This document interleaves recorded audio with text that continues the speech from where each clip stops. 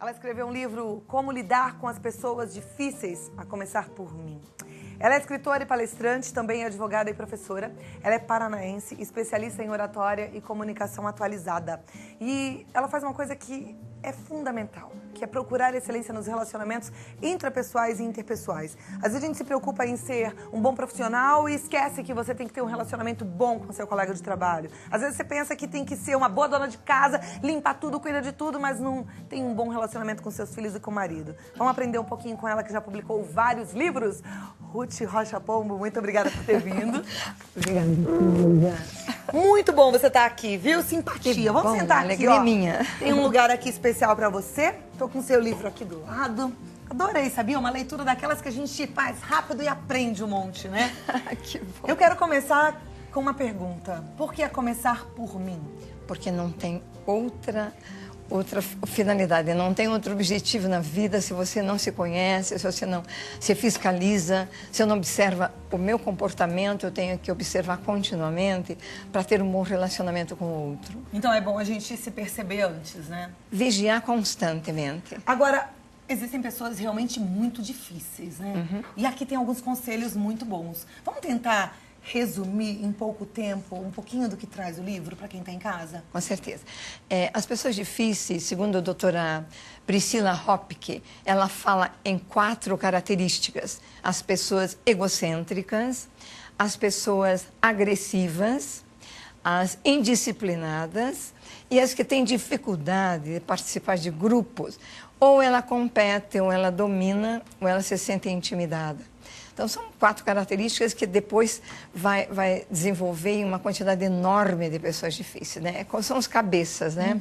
Os egocêntricos. Eu, muitas vezes, nunca imaginei que eu era uma pessoa egocêntrica. Mas quando eu converso com alguém, de repente eu interrompo a conversa e quero contar alguma coisa minha, ali eu estou sendo egocêntrica e eu tenho que modificar. A gente tem que aprender a ouvir, né? A não querer que a nossa verdade prevaleça. Esse é o egocentrismo que é um espinho, né, na nossa personalidade. Então, esse é um detalhe que a gente tem que modificar para ter um relacionamento bom com o outro. Mas o quê? Aí você falou de 4 características. Egocêntrico, agressivas, o agressivo. Como é que ele vai fazer? O agressivo, geralmente, são as pessoas que têm um passado frustrante, uma história difícil e está sempre de prevenção contra o outro, né? Como é que nós podemos lidar com a pessoa agressiva? Suponhamos que venha alguém que venha agredindo, gritando, acusando. Então, a melhor técnica, o melhor comportamento é o silêncio. Você ouve, deixa essa pessoa falar até o final, porque o silêncio é a oração do sábio. E quando você deixa o outro falar, o outro se escuta e vai diminuindo o tom de voz. Jamais revide, porque o revide, você entra na neurose do outro e acaba ficando igual.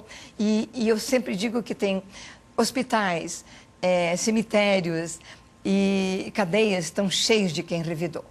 Cheios de pessoas que revidavam, que não levaram desaforo para casa. E não é esse o plano do nosso Criador, que quer que sejamos pessoas equilibradas, sensatas e que haja o predomínio do amor, da sintonia, da empatia. Eu com o outro, né? O rapport. Sintonizar com o coração. É um treino contínuo para 24 horas, até 120 anos, mas realmente é desafiante, é fantástico. Mas é fantástico isso que você falou, é um treino contínuo, né? Mas quando você estava falando do silêncio, eu fiquei pensando, é difícil, porque às vezes a nossa tendência é revidar. Por quê? Porque dói. O outro grita, fala, esbraveja, você sente. E aí, o que você vai fazer com esse sentimento? Certo. Você tem várias técnicas para você desabafar. Você, em primeiro lugar, naquele momento, não soluciona nada, porque se você revida, você vai falar alguma coisa que amarga também. É alguma coisa que fere também. Então, o revide não tem sentido, né? Você pode até sofrer naquele momento, mas depois que a pessoa termina, que você ouviu toda a agressividade, você pode depois procurar a pessoa. Se ela falou uma injustiça, se ela falou uma calúnia, é claro que ela está pecando contra você. Aí você procura essa pessoa e já fiz isso muitas vezes e disse, olha, você me machucou muito, quando você disse tal coisa, na realidade não é essa a verdade, mas eu quero me reconciliar com você. Muito bom. Agora, eu fico pensando assim, o tempo inteiro na situação. Aí saiu daquela energia ali, da agressividade, onde você ouviu um monte de insulto. Se você deixar acalmar, para não entrar como alguém que vai entrar naquela briga e conversar depois, a pessoa que gritou, que insultou, ela não pode ter esquecido e falar assim, ah, não, nem gritei, nossa, você interpretou mal.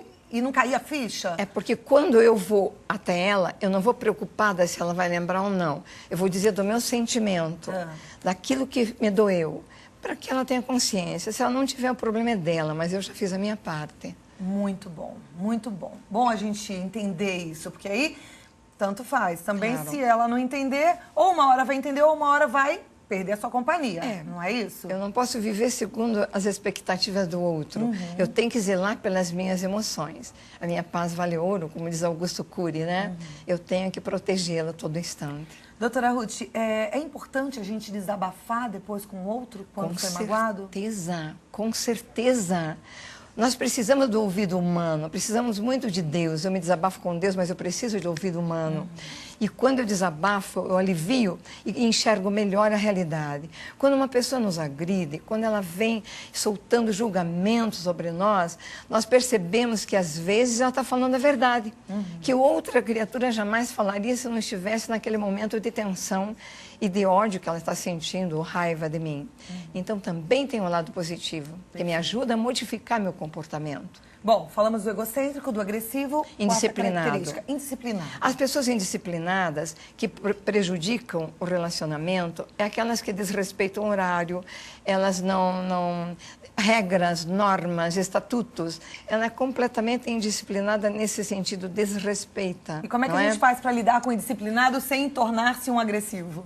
Sim, o disciplinado tem indisciplinado que não é agressivo, que não é pessoa difícil, até que não tem disciplina, mas convive bem com todo mundo. Não, eu tô perguntando assim, como é que a gente faz para lidar com o indisciplinado sem que a gente fique agressivo? Porque a tendência é, você se atrasou de novo, assim não dá, né? E aí você já parte para agressividade. Como é que faz? Estabelecendo limites. Se você não chegar na hora certa, que pena, vai dançar. Vai dançar a próxima vez, você vai chegar aqui, eu não tô mais. Claro, Ou, se você não estiver pronto a hora de sair, você vai ficar e vamos sair todos e você fica. Isso. É por aí. Adoro limites. Aliás, limite é um detalhezinho que eu preciso treinar todo dia até 120 anos. Até 120 anos. Porque como é importante, como é libertador, né? É. E eu aprendi nos últimos anos que Deus é um Deus de limite, né? Que lindo. Deus é um Deus de limite. De ordem, né? De ordem. Muito de importante ordem. isso. Que a gente pensa assim, Deus é o Deus bonzinho, né? Que pega no colo e tá tudo certo. É também. Mas é de ordem, viu? Causa e consequência. Né? E uma coisa bonita também que eu descobri é que quando eu fico em silêncio, eu faço bem àquele que me maltrata, como diz a palavra de Deus, eu coloco brasa na cabeça do outro. O que significa colocar brasa na cabeça do outro? É que quando o outro te machucou, você colocando brasa, você amando o outro, fazendo bem a quem te maltrata, Mateus capítulo 5, não é? Versículo 11, versículo 38 em diante, diz que a brasa é o símbolo do fogo do Espírito de Deus que queima a consciência do outro para ele entender que ele foi injusto comigo. Isso é lindo, não? Lindo, lindo. Adorei isso. Mateus capítulo 5, capítulo 5, capítulo de 38 em diante. Ama teu inimigo, faça o bem àquele que te maltrata, ora por aquele que te calunia. Não, é tão importante, né? Eu digo que a Bíblia é a bula para a gente viver bem, né? Aí tem realmente o passo a passo de como você viver bem e ter boas relações em todos os sentidos. Agora, a quarta é a incapacidade de uma convivência harmoniosa com o grupo. Grupo de família, grupo de igreja, grupo de trabalho.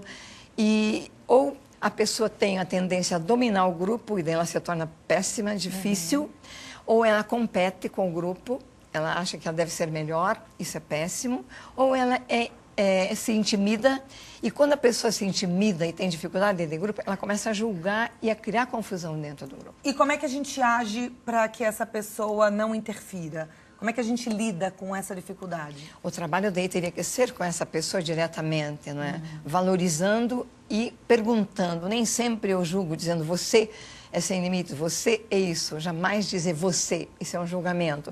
Você pode, como é que você pode melhorar como é que você pode melhorar e nos fazer mais felizes dentro do nosso grupo? Fantástico.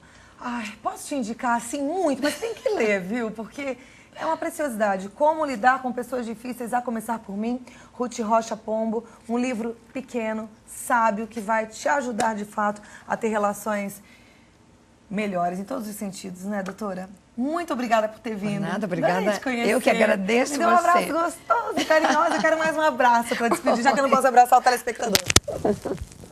Coisa boa. Difícil, eu acho que o meu microfone até bateu. Difícil a gente encontrar alguém que dê um abraço assim gostoso, viu? Adorei ter um abraço Que hoje. bom.